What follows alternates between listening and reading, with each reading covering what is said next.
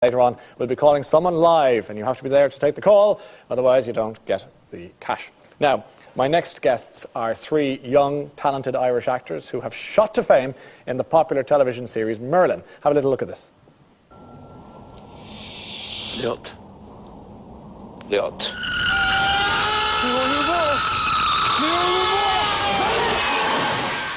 My magic. I couldn't use it. Lady Morgana.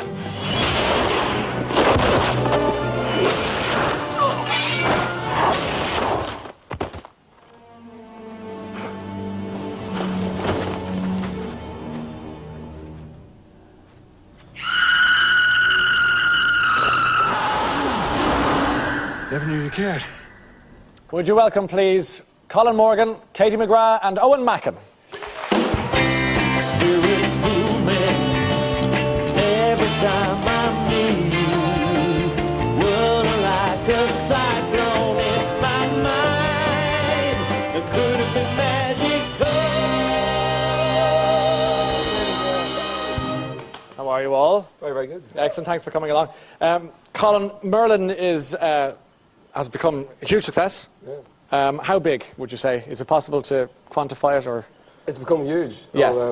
First, I'm just going to apologise for my voice. I'm just recovering from a bit of sickness from the end of shooting, which we wrapped on Wednesday. Is it the rap party or the sickness? Oh, it's the sickness. Rap party. Such a bad night. You're not going to bed at 4 o'clock. No, That's what friends are for. exactly, right in the open. No, it's huge. It's become massive. It's in 180 different countries all over the world. It's become, you go to, I was in New York and I got recognised up at the Empire State Building, at the top of there. A little kid was like, "You're Merlin." I was like, "Yeah." You're getting that at the top of the Empire State Building? Yeah, it's crazy. So, does it travel beyond America then, Britain? Is it all over Europe as well? Yeah, it's everywhere. We're translated into lots of different languages, into Japanese, Italian, French.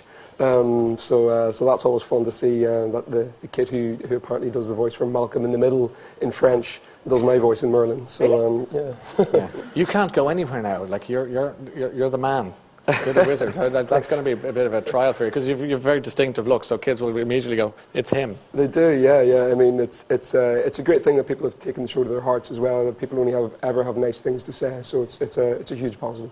And Katie, you studied Trinity. I should say, at Trinity. Yeah, no, I did history. It's sort of a million miles away from what I'm doing now. How did you make that leap from student of history to Morgana? It does seem a bit odd, doesn't it? Yes, it does. Yes. Well, I guess I came out of Trinity and, you have this idea of what it is you want to do with your life, and then you go and you do it and suddenly realise it's not really what you want to do. So what were you doing? I was working at Image magazine. I was working there, and I sort of left it. And I think my mum was a little nervous that I was doing nothing, so asked her, a very good friend, to get me a job on a TV show he was working on. Yes. And he thought, you worked in a fashion magazine, you can work in costume.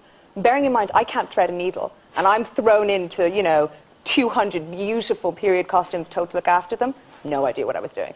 So you were the wardrobe girl. Yeah, in lacing Tudors, girls into corsets at 6 a.m. in the morning. Great. And it was actually the best 6 months of my life. It was brilliant. I met my best friend who's here, waving behind the camera there, so I can say hello. And while I was doing it, I got asked to do the press photos for the first season, so the billboards and all the press packs. And sort of the directors and producers told me, you should give it a shot. And since I was so awful at costume, I mean, maybe they said it because I was so awful. Yes. That's what I'm thinking. They were trying to find a way to get rid of you. Kind of, maybe. and on it came. Yeah, and then kind of went from there a bit. I know, in your provenance is kind of strange because in the, let's say, pre-wizardry world, you were, a male model for Abercrombie and Fitch? You had to do that, didn't you? Yeah, well, I did, because anytime I've gone to the shops, it's kind of intimidating. All these fellas wearing little or nothing. I don't know. Yeah. Which is always odd. Why are they advertising clothes wearing nothing? Well, great question. Do you know what I mean? It makes let's ask Owen. Yes, exactly. I don't know. No. I never really questioned it. I just kind of thought, oh yeah, sure, why not? I was kind of, in Merlin, I kind of wear a lot of clothes, and I was kind of a bit confused by that. It must have been a strange world for you. It was very difficult. Which is why he tries to take them off as much as possible in shots. As often I as think possible. Gawain should do this shot topless. Yes. So is that an on-air problem or an off-air problem? Little column A, little column B. A little bit of both. It just makes things easier, I find. So how did you go? I mean, is it a natural progression? Did you always want to go modelling, TV? No, actually, I got into it in a weird way. I started modelling, then I started doing acting in college and a bit of modelling and stuff, and then I got brought to New York to model for Abercrombie. And when I was there, Bruce said, you should be an actor. And I was like, oh, that sounds like a great idea. Yeah, okay, you stay with all the boys. And so, sorry. Yeah. So he sent me to meet this acting coach in New York, and I worked with her for a few months. I came back, and then I did some independent film. And I was doing psychology in college. And a friend of mine, Emmett Scanlon, said, do you want to come audition? No, he was actually auditioning for Studs, Paul Mercer's Studs. Oh, yeah. And he said, can I borrow your football boots? And I said, why? And he goes, well, I need it for an audition. And I was like, well, you can't play football.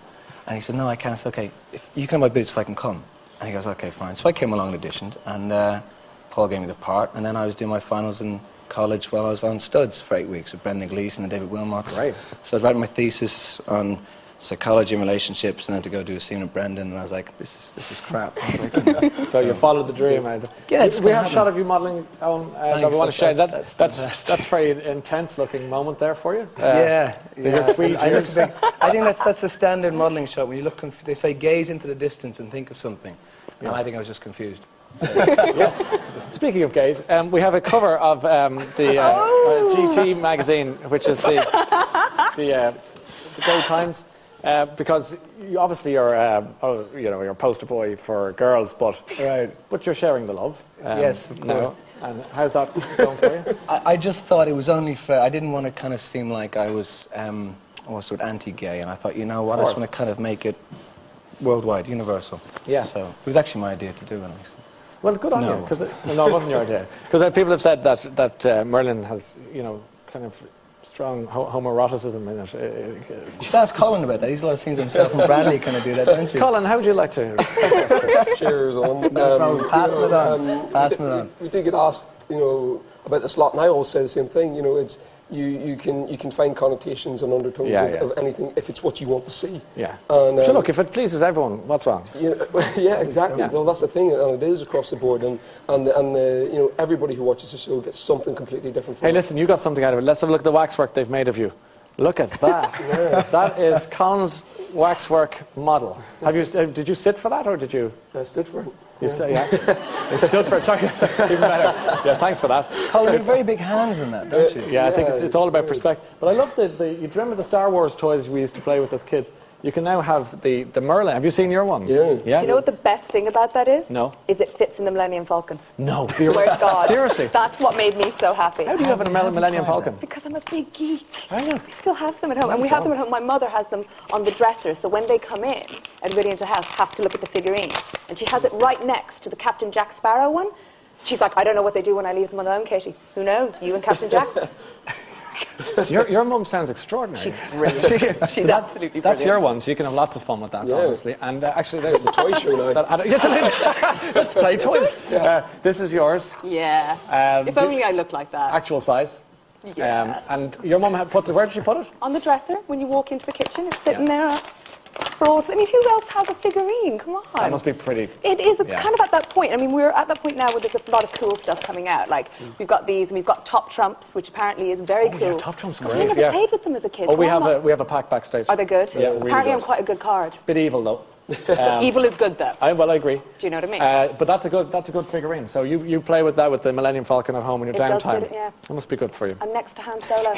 Yeah. It's kind of like every dream's come true. All your crushes are coming out now, so that's good to know. What about Owen, speaking of all these action films? By the way, we don't have an action film. I don't have one yet. No. I only came in, I mean, these guys have been in the show for 15 years, so I only came in last year. I'm sure action isn't a problem for you anyway, is it? Action? No, I mean, no, what I'm saying is you do all your stunts, don't you? I do, I try to, when they let me, but I fuck most of them up. Mess most of them. Sorry. Sorry. They said I was allowed cursing the show. Sorry. No. What do you mean? You made a mess of some of them, did you? Why? I think once at the very start, I almost took Bradley's head off, and it came out with a lot of bruised knuckles, and he had to kind of take me down and go, no, it's like, you don't actually have to kill me. And I was like, no, but this is fun, because you kind of feel like, you get into a proper fight, and then you realise, it's all very choreographed. You do little bits and pieces. Yeah. But it isn't. I mean, if you think about it, you've got like 6 blokes all together, all trying to out-bloke each other with swords. I mean, it's literally, they think they're being very well behaved, but the amount of testosterone on that is crazy. Full on? Yeah. Just look at the front cover of the GT. Exactly. That's where it came from. Follows all around like a smell. Actually, one of the guys in the front cover, Rupert, who plays Celine with the blonde hair, we had this. I can't even say anything, can't I, about future episodes? I know. Well, you can kind of... We have a fight, and we were doing it, and we both got very annoyed at each other because I felt that he was messing it up, and he thought that I was messing it up. And we ended up getting really into it and almost killed each other. For half an hour, we were literally doing this fight, and it was was very serious. Because you know, you kind of get a bit of... Yeah, it gets a bit... It spills into real dead arms. Yeah, and that was before we did the shoot. Hey, you're in part, right? So this Colin Meaney film and yourself? Yeah. And it opens today? Yeah, it's just released in cinemas nationwide today. Directed by Dara Byrne, fantastically directed by Dara Byrne. What's it about if your throat can carry it towards a snapshot? No, you're doing very well. Colin Meaney, as everyone knows, is obviously an Irish legend. Grew up watching films like The Snapper and The Van, which I think everyone agrees are brilliant films. And this is Colin Meaney. I don't think we've ever seen him before. He's very vulnerable. He's playing a character who comes back from London, trying to establish his life back home in Dublin. And he ends up living out of his car in a car park, parked. Can't get welfare. And I'm playing a guy who's doing exactly the same thing, but for very different reasons. And was it nice for you to de-Merlinify your life for a little while and do something totally different? Like, could we take a clip of it? Because you're extremely good at it, and I'd like to share that with our viewers. And Carl.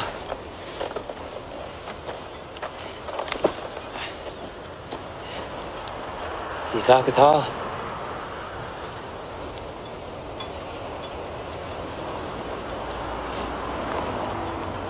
You live here, don't you? There's no shame in it.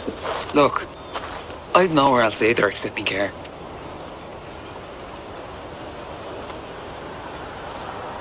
Made it in life, me. Done. That's good. You like that? That's opening today. That's in cinemas today. Yeah, best of luck with it. Thank you very much. And Katie, what's next? Where can we expect to see it? Are you still Merlining, or have you other things going on? I have got a few other things. I actually did the voice for an animation that my brother's doing with Milne Lane Pictures, and I had to do it in Irish, and I haven't done Irish since the junior cert, so I had a person in the booth with me basically saying it, and I was repeating it like a monkey, so hopefully it all works out, and it's called Tread in the Storm. Monkey Irish. Well, let's just hope it's not. Instead of pigeon Irish. And then I go to South Africa in a couple of weeks to do a miniseries with John Hurt. Right. Yeah, so it's called Labyrinth, based on the book by Kate Moss, so I start that at the Oh, right, as opposed to the old Jim Henson. Yeah, no, we would never want to remake that. But you'd love to work with Muppets, though, wouldn't you? Oh, my God. Yeah, of course. Absolutely. We'll see what we can do. Owen, you, of course, we've talked about modelling, and then we've talked about acting, and I know that you've an interest behind the camera. So is that where you'd like to go? Is it, or what's next for you? I'm not sure. I was cinematographer in a film called Charlie Casanova, which is coming out. It's going to be released in January and February, which actually won Best Debut Feature alongside Parks. Congratulations. Galway, Yeah, which is quite fun. Did you win joint? We won joint Best Debut Best Feature. Feature. Congratulations. We kind of had that was a bit of fun. So are you in it as well? No, I was actually the cinematographer on it. Oh, congratulations. So that was fun. So I just enjoy doing the whole thing. So I haven't decided if I'm going to go and direct another film yet. If someone gives me money, I'll go and direct a film tomorrow. Well, here's hoping. Well, you can help with that. I'll do my best. It's been great. You're flying the flag for Ireland in Merlin, and we're very proud of you, and thanks for coming to see us this evening. Ladies and gentlemen, Colin, Katie and Owen.